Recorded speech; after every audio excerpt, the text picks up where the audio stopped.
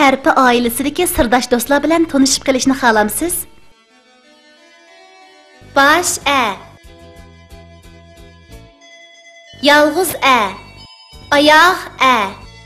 Ulanma a. A harfining har qaysi shakllari o'zining so'zlardagi o'rnini tanishtirsam deb atadi. Qanamsa diqqat qiling. Yarışıptı Andergül'nün atlas kengligi, çaqnab aksi aynakda echildi kengli. O'g'ri daraxt kesmoqda osta-osta. Daraxt oqi chidamay yig'lamoqda. Mehmetjon Meynat balalarga o'ch, Meynat balalar Mehmetjonga omroq.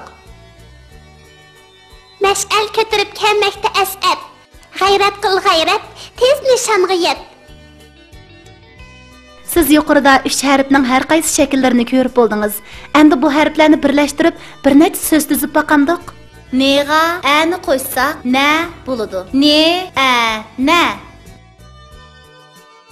Te'ga a'ni qo'shsak ta bo'ladi. Te a ta. A te at. Aga nani qo'shsak ana bo'ladi.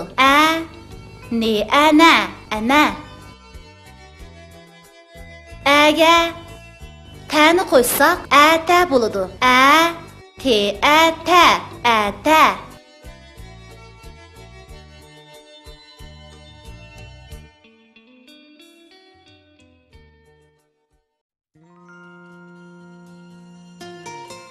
Bizning oila.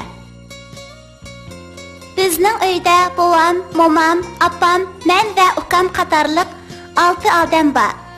Bovam bilan momam dehqonchilik qiladi. Dadam zavodda ishlaydi. Opam o'qituvchi. Men 1-sinfda o'qiyman. Ukam nayda yig'langu.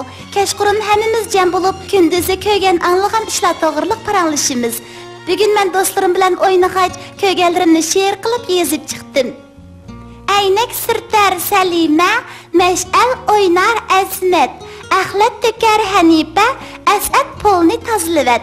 Uydagilar bu she'rimni anglab meni maqtab ketdi. Bizning oila bekmi baxtlik. Hammamiz bir-birimizga kuyinamiz. Men oilamizni intayin yaxshi ko'raman.